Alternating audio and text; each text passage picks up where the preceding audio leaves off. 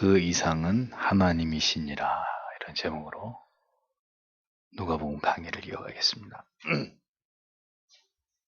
마태복음에 기록되어 있는 족보는 아브라함에서부터 시작해서 다윗을 거쳐 요셉에까지 아래로 기술이 되어 있습니다. 반면에 누가복음에서 누가는 예수님으로부터 시작해서 아담을 지으신 하나님께로 거슬러 올라가면서 족보를 기술하고 있는 것을 보여줍니다. 마태와 누가 모두 예수님의 족보를 기록함으로써 예수 그리스도께서 분명히 이 땅 가운데 태어나시고 존재하셨던 매우 실제적인 하나님의 아들 그리스도이셨다는 사실을, 실제적인 인물이셨다는 사실을 강조하고 있고, 또 그리스도에 대한 모든 예언이 구약의 예언들이 이를테면 다윗의 자손으로 오실 것이라는 이런 대표적인 예언들이, 말씀들이 모두 다 성취되었다는 사실을 증언하고 있습니다. 그러나 이 두 족보는 다음과 같은 차이를 가지고 있죠. 첫째는 마태는 예수 그리스도의 족보를 마태복음 서두에 가장 먼저 그리스도의 족보를 가장 먼저 언급하는 것으로 복음서를 시작하고 있습니다. 이는 족보와 혈통을 매우 중시하는 유대 사회의 전통을 그대로 따라서 마태복음의 그 대상자가 유대인들이었기 때문에 이런 기록의 구성의 내용을 보여주는 것이죠. 그래서 마태복음은 예수의 족보를 통해서 예수께서 다윗의 후손으로 유대적 왕통의 적법한 계승자이고, 나아가서 타락한 인류와 만물을 재창조하실 신적, 인간적 이 모든 특성을 공유하신 메시아이다라는 사실을 유대인들에게 마태는 마태복음을 통해서, 그 족보를 통해서 그 메시지를 유대인들에게 전하는 그런 차원에서 마태복음은 누가복음과 그 족보의 구성의 내용이 차이를 보인다는 거죠. 반면에 누가는 헬라인을 포함한 이방인들을 대상으로 누가복음을 기록했기 때문에 예수께서 이스라엘뿐만 아니라 온 인류의 구속과 그들의 구원을 감당하실 메시아다라는 사실을 밝히고자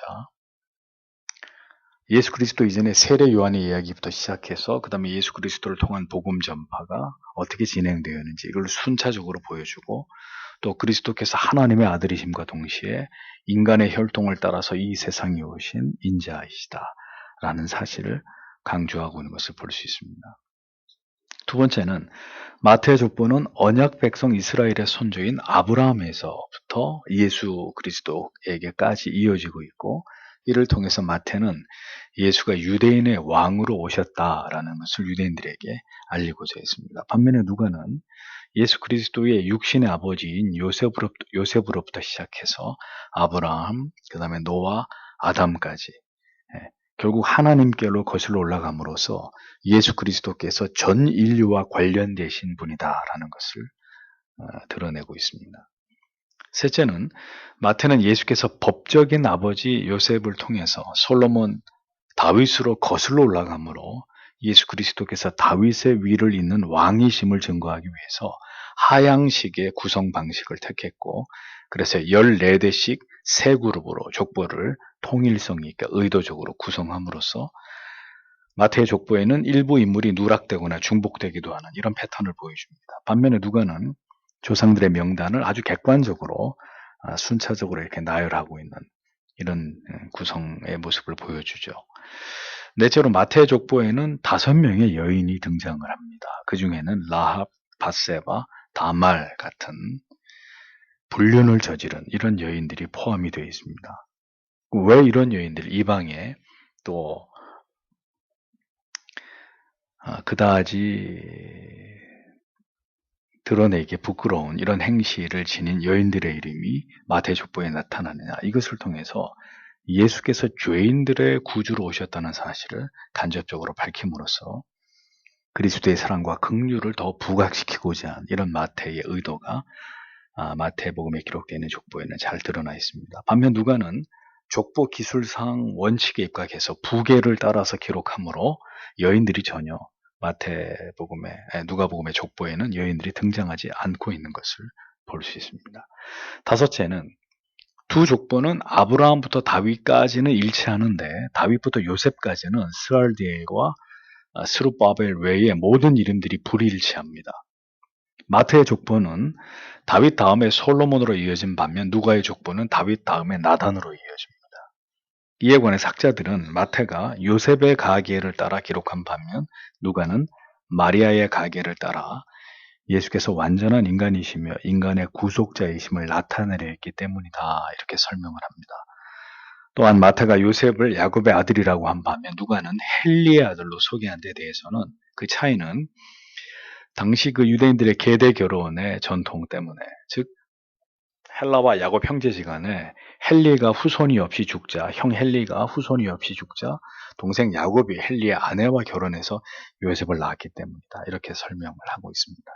자, 이러한 내용을 바탕으로 누가가 적고 있는 족보가 왜 마태의 그것과 다른지를 우리가 잘 이해하면 되는 것입니다. 자, 23절을 보겠습니다. 23절과 오늘 끝절 말씀만 생각을 해보려고 하는데 23절을 보면 예수님께서 사역을 시작하신 때는 30살쯤이었다. 사람들은 예수님을 요셉의 아들로 여겼다. 요셉은 헬리의 아들이며 이렇게 기록되어 있습니다. 누가는 예수께서 세례를 받으신 사건과 하늘이 열리고 비둘기 형상의 성령이 내려오신 것, 성령 임재하신 것, 또 하늘에서 들린 음성을 증언하고 난 다음에 예수님이 이제 공생애를 시작하셨음을 기록하고 있습니다. 그러니까 예수님의 사역의 시작과 더불어서 곧바로 뭘 소개하고 있느냐? 족보를 소개하는 거죠. 예. 그렇게 함으로써 이제 그리스도께서 메시아로 사역을 시작하는 모습을 이렇게 족보를 먼저 소개하는 것으로 소개함으로써 그리스도께서 역사 속에서 메시아로 이 땅에 오신 하나님의 아들이시다라는 분명한 증거를 이렇게 제시하면서 복음서를 시작하고 있는 이런 모습을 보여줍니다. 특이할 만한 점은 예수님을 요셉의 아들로 소개하면서 사람들의 아는 대로는 이라는 표현을 삽입한 부분입니다. 정확한 뜻은 그것이 인정되고 있는 것처럼 이런 말입니다. 그것이 인정되고 있었던 것처럼 이런 뜻인데, 즉 사람들은 예수 그리스도를 요셉의 아들이라고 인정하지만 그것은 법적인 아버지, 육신의 아버지일 뿐이고 사실은 예수께서 요셉의 아들이 아니다라는 것을 암시하는 말이죠. 그러니까 그렇지 않은데 그런 것으로 인정되어 왔던 것처럼 이렇게 지금 표현하고 있잖아요. 즉 요셉의 씨로 예수님이 태어나신 게 아니라 마리아가 처녀의 몸으로 예수를 낳았다. 그래서 그의 예수의 아버지라고 익히 알려져 있는 요셉은 그냥 육적인 법적인 아버지일 뿐이지 예수 그리스도의 친아버지가 아니다라는 메시지를 이 안에 간접적으로 표현하고 있었던 것입니다. 생각해 보십시오. 친아들이라면 요셉의 씨에서 나온 아들이라면 사람들의 아는 대로는 뭐 이런 표현이 굳이 사용될 이유가 없지 않습니까? 족보에 등장하는 이름들에 대해서는 우리가 그대로 지금 우리가 쭉 읽은 그대로 여러분들이 이해하시고 받아들이시면 되리라고 봅니다. 그래서 그 부분에 대한 자세한 강의나 설교는 생략하도록 하고 마지막으로 38절에 보면 그 이상은 아담이요 그 이상은 하나님이시니라 이렇게 기록된 부분이 나옵니다. 마지막 부분의 직역은 성경은 그 이상은 아담이요 그 이상은 뭐 하나님이요 이렇게 그 이상은이라는 표현이 되어 있는데 원문에는 정확히 아담은 하나님의 아들이었다. 계속 누구는 누구의 아들이었다. 누구는 누구의 아들이었다. 이렇게 표현되어 있거든요. 그래서 마지막 구절의 정확한 직역은 아담은 하나님의 아들이었다. 이런 말씀으로 기록이 되어 있습니다. 그러니까 누가가 기록한 족보의 제일 마지막은 누구냐? 하나님이신 거죠. 그리고 아담은 그 하나님의 아들이다. 이렇게 분명하게 표현을 하고 있는 것입니다. 누가가 예수님의 족보를 하나님에게까지 연결시킨 것은 예수님이 하나님에 의해서 창조된 인간으로 그분은 바로 불순종한 아담과 달리 아버지의 뜻에 온전하게 순종하신 제2의 아담이시다. 이것을 시사하기 위함입니다. 아담도 아들이고 예수 그리스도도 하나님의 아들이라고 표현했지만 사실은 아담은 엄밀하게 말하면 흙으로 빚어서 생기를 불어넣어가지고 하나님이 피조하신 아들이죠. 네, 하나님에 의해서 만들어진 아들입니다. 근데 예수 그리스도는요, 영원 전부터 영원까지 영원히 하나님의 아들로 그분이 존재하셨다는 점에서 똑같이 아들로 불리우나 비교 불가의 차이가 존재한다는 것을 우리가 분명히 이해할 필요가 있습니다. 우리는 하나님의 자녀이지만 지금의 우리는 어떤 자녀예요? 양자된 자녀잖아요. 양자된 자녀. 하나님께로부터 피조되었으나 죄와 불순종으로 영원히 하나님과 단절되었다가 다시 예수 그리스도를 믿음으로 말미암아 예수 그리스도를 믿어지게 하시는 믿음을 선물로 주신 결과로 말미암아 칭의와 구원으로 하나님의 자녀로 다시 인정받게 된 존재들, 양자된 자들, 우리들이잖아요. 그런 점에서 영원 전부터 하나님의 아들이시며 창조주이신 예수 그리스도 성자 하나님과 우리는 동일한 아들의 의미를 가질 수 없는 존재다라는 것을 정확하게 이해할 필요가 있습니다. 아들로 삼아주시고 인정해 주시는 것과 전혀 그럴 이유가 없이 원래부터 아들이심은 절대 같은 개념이 아니잖아요. 그러니까 하나님만이 독생 성자 하나님의 아들 예수 그리스도가 되는 것이고 우리도 역시 하나님의 자녀이고 하나님의 아들이지만 우리는 하나님이 피조하신 피조물로서 또 이제 죄를 지어서 완전히 부패하고 타락한 이후에 이신칭의 은혜와 양자됨으로 은혜를 받은 우리는 다시 하나님의 자녀로 인정된 바 된 그런 존재로 이렇게 우리의 그 실존이 성경을 통해서 보면 이렇게 정확하게 하나님의 아들과 타락하기 이전의 아들, 타락한 이후에 양자된 우리의 아이덴티티가 성경을 통해서 이렇게 정확하게 구별된다는 것을 우리가 이해할 필요가 있다는 거죠. 동일하신 아들이시지만 하나님께서 창조하신 인간 아담은 결국 하나님의 언약을 어기고 죄를 범함으로 온 인류를 죄악에 빠뜨렸지만 역시 하나님의 아들이시고 이 땅에 메시아로 오신 예수 그리스도께서는 그 아버지의 죄인된 자녀들을 다시 구원으로 인도하시기를 원하신 그 위대한 하나님의 사랑의 뜻을 실행할 자로 말로 다 표현할 수 없이 아름다운 그 구원 계획의 성취자로 이 땅에 오셨다는 사실을 누가복음은 이 족보의 시작과 끝에서 이 메시지를 분명하게 담아내고 있었던 것입니다. 처음 아들은 아버지의 마음을 심히 아프게 하고 영원히 아버지로부터 떨어져 나가게 되었지만 두 번째 아들은 그렇게 아버지로부터 떨어져 나간 첫 아들을 비롯해서 그 모든 저주받은 후손들을 다시 아버지께로 돌아오게 하기 위해서 아버지의 뜻에 순종하심으로 자기를 십자가 위에서 버리시기 위해서 이 땅에 오신 두 번째 아들이라. 그것이 예수 그리스도이시다 라는 말씀을 성경이 하고 있는 것입니다. 누가는 이 위대한 복음을 예수님의 족보를 써내려가면서 그 족보 안에 이 메시지를 숨겨놓았던 것이죠. 예수 그리스도께로부터 시작해서 하나님까지 그 모든 과정 속에 등장하는 모든 인간들의 이름은 우리가 쭉 읽었지만 그들의 이름은 솔직히 말씀드리지만 큰 의미가 없습니다. 그들은 결코 그들 자신을 구원할 아무런 능력이 없는 절대 무능의 절대 부패와 타락의 존재들일 뿐이지 않습니까? 다만 그 인간의 계보 속에서 하나님의 아들이 사람의 모습으로 이 땅에 오셨다는 사실만이 매우 중요한 것이죠.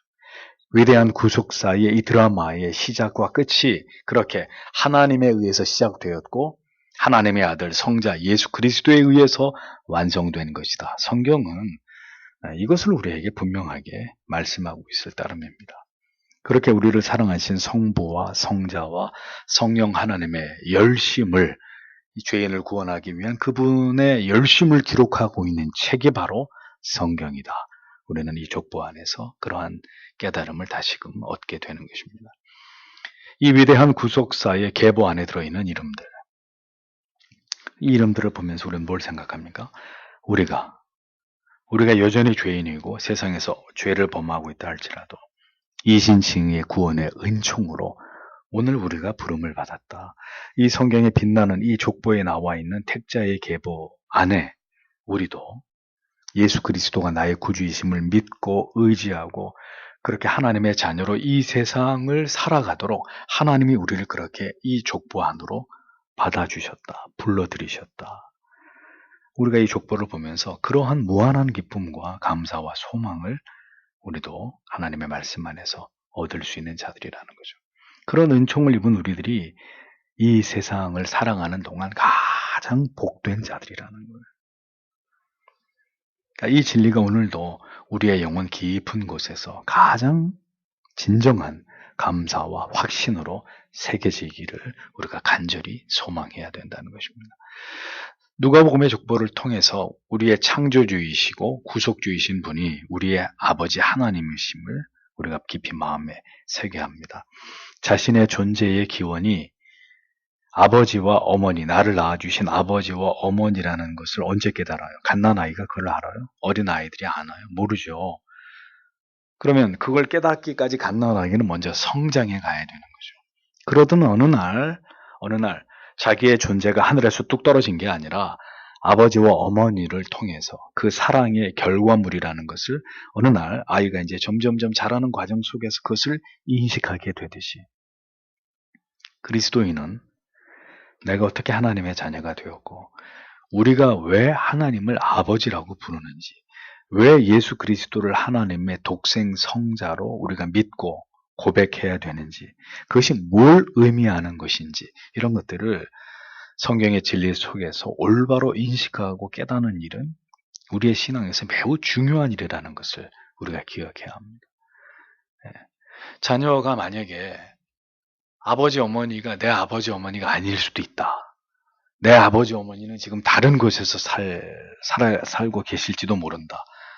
이렇게 자기의 아버지 어머니의 존재를 의심하게 되면 곧 자기 자신의 존재에 대한 끝없는 의심과 회의에 사로잡힐 수밖에 없는 거잖아요. 지금 눈에 보이는 아버지 어머니가 내 아버지 어머니가 아니라면 도대체 나는 그럼 어디서 태어난 존재인가?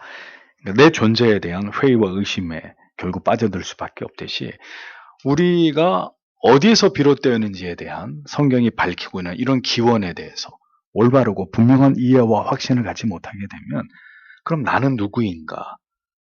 내 자신에 대한 끝없는 회의와 의심, 구원에 대한 불확실성 이런 것들에 늘 흔들릴 수밖에 없다는 것을 우리가 분명히 기억해야 한다는 것입니다. 성부, 성자, 성령 하나님이 계셨고 그 삼위의 하나님에 의해서 우리가 존재하게 되는 것이죠. 인간은 사탄의 꾀임에 넘어가서 하나님의 언약을 파괴하고 영원한 멸망의 길을 선택했지만 인간의 모습으로 오신 하나님의 아들의 그 순종하심으로 영원히 죽은 존재가 아니라 다시 영원히 하나님과 함께 살 수 있는 존재가 되었다는 것. 처음 아담과 그의 후손들인 인간은 하나님의 자녀들이면서도 그 아들이면서도 그 아버지를 도무지 기쁘시게 할 수 없는 자녀이고 아들이었다면 영원하신 영원 전부터 영원까지 하나님의 아들이셨던 그 아들은 인간이 되셔서 모든 대속을 감당하심으로 영원히 하나님을 기쁘시게 하는 아들의 모든 사명을 이루셨다라는 사실을 성경이 우리에게 보여줍니다.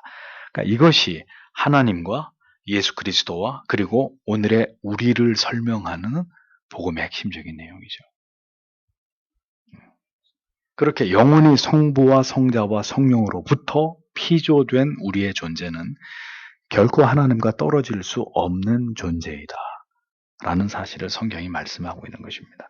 그러니까 떨어질 수 없는 존재이지만 영원히 하나님과 분리되어 버린 유기된 자들이 그래서 한없이 불쌍하고 그들의 영원히 고통당할 미래가 심히 안타까울 수밖에 없는 것이고 하나님의 섭리와 주권 속에서 하나님의 자녀가 되므로 예수 그리스도의 대속하신 은혜 안으로 부름을 받아서 택자의 계보 안에 들어올 수 있도록 우리에게 베풀어 주신 은혜는 너무도 놀랍고 귀하고 감사하고 형언할 길이 없을 만큼 큰 것이라는 사실을 신자는 언제나 잊지 말아야 되는 것입니다.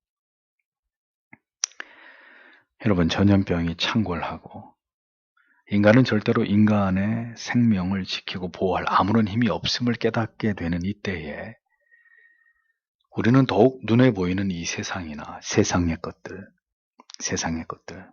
이 땅의 삶에 대한 집착, 그 너머 진실로 영원한 삶에 대한 확신과 그곳에 이르기 위한 모든 준비가 오늘도 하나님의 은혜 가운데 내 영혼 안에서 지금 잘 이루어지고 있는지를 깊이 돌아보면서 더 영원한 나라를 바라보고 소망하고 확신하는 믿음을 달라고 기도하셔야 합니다.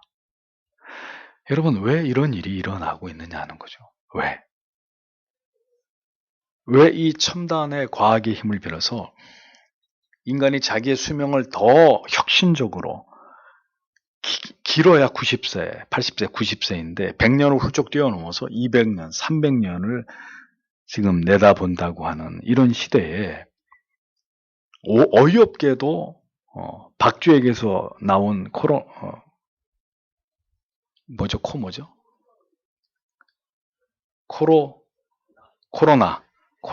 네. 코로나 이브로나, 네. 코로나 바이러스에 의해서 이렇게 많은 사람들이 죽고, 그리고 모든 사람들이 이 죽음의 어떤 낯선 공포를 느끼면서 살아가는 이 현실을 보시란 말이죠. 하나님이 왜 이렇게 생명 연장의 꿈을 가지고 더 이 죽음이라고 하는 원초적인 두려움을 극복하기 위해서 이토록 길을 쓰는 인류에게 하나님이 이런 재앙 같은 일들을 우리에게 이렇게 겪게 하시는지를 보라 이거죠. 여러분, 이런 일들이 우연이 아닙니다. 중세시대 때 패스트로 유럽의 많은 사람들이 목숨을 잃을 때 어땠습니까? 그들의 믿음이 상당히 진지하고 뜨겁고 내세에 대한 깊고 간절한 소망으로 그렇게 불타올랐던 것을 보지 않습니까? 물론 그런 뜨거운 죽음에 대한 두려움 가운데 내세에 대한 소망을 악용해서 면죄부를 팔고 이런 또 잡다한 이상한 일들이 있었지만 결국은 그렇게 죽음이 멀지 않고 많은 사람들이 속수무책으로 죽음을 맞는 이런 현실 속에서 인간이 가지고 있는 신앙심은 최고조에 이를 수밖에 없는 그런 시대가 있었거든요. 가장 뜨겁고 진지하고 열렬하게 하나님을 사랑했던. 그럼 만약에 하나님이 이 시대에 우리의 영혼을 깨우기 위해서 우리의 모든 관심을 하나님께로 집중하게 만들기 위해서 하나님이 인류에게 행하실 수 있는 어떤 그 조치들이 어떤 것이겠습니까? 이런 거죠. 전염병, 아니면 전쟁, 아니면 자연재해, 재난, 인간의 과학의 힘으로 도저히 막을 길이 없는 올해의 2020년도인데 많은 과학 지질학자들이 일본에서 과거의 동경 대지진과 버금가는 지진이 일어날 수 있다. 북한의 백두산에서 계속 화산 폭발의 조짐이 더욱 뚜렷해지고 있고 2020년을 시작하는 연초부터 여러 가지 불안한 이야기들이 들려오잖아요. 왜 그렇게 되는 거냐 이거죠. 왜 우리가 살아가는 세상이 이처럼 흔들리고 있느냐. 하나님이 우리에게 어떤 메시지를 주고 계시는 것입니다. 다시 한번 우리는 눈에 보이는 것보다 보이지 않는 가치. 오늘의 내 인생 가운데 내가 가장 소중하게 여겨야 될 가치가 무엇인지 하나님이 거기에 집중하라는 것입니다. 그 영광스러운 부르심에 합당한 하나님을 경외하고 지체들을 사랑하면서 하나님만을 높이는 성도 본연의 삶을 살아가도록 하나님이 지금 하나님으로부터 심각하게 벗어나서 죄악을 향해 달려가는 인류를 향해서 경고하고 계시는 거잖아요. 경고. 언제나 우리의 마음이 하나님께 고정되기를 성도 여러분 이 어려운 시대를 지나가시면서 하나님 앞에 간절히 기도하셔야 합니다. 오늘 하루만 해도 확진자가 5명이 늘었죠. 5명이. 지금 11명이라며요. 그리고 3차 감염도 확인이 됐다며요. 또 중국에서는 지금 공기 감염일지도 모른다. 확산 속도가 너무 빠르다 보니까. 알 수가 없어요. 도대체 이 병에 대해서. 치료법도 없고 어떤 식으로 감염이 이루어지는지 미스테리한. 그러니까 앞으로 점점 이런 병들이 생길 거라는 말이죠. 정체불명의 치료법을 알지 못하는. 여러분, 이러한 모든 상황 속에서 우리가 좀 더 우리의 믿음이 하나님을 향해 깊어지고 오늘까지 살아온 우리의 날들을 돌아보고 우리가 속히 하나님께로 돌아가지 않으면 안 된다는 절박함을 가지고 더 우리가 하나님을 바르게 신앙하는 일에 우리의 마음과 뜻을 모으는 이런 은혜가 우리 모두에게 있어야 될 줄 압니다. 지난주로 로마서 강의가 끝나고 이번 주부터는 예레미야가 1장, 2장, 3장, 4장, 5장 강해를 시작을 합니다. 하나님께서 매우 시의적절하게 이러한 시대 속에 우리에게 주시는 또 새로운 하나님의 말씀 강해의 설교를 통해서 여러분 모두가 풍성한 하나님의 말씀을 통한 깊은 깨달음과 은혜를 얻으시도록 또 더불어서 기도하시면 좋을 것 같습니다. 다 함께 오늘도 우리에게 주신 말씀을 생각하면서 하나님 앞에 기도하고 돌아가시도록 하겠습니다.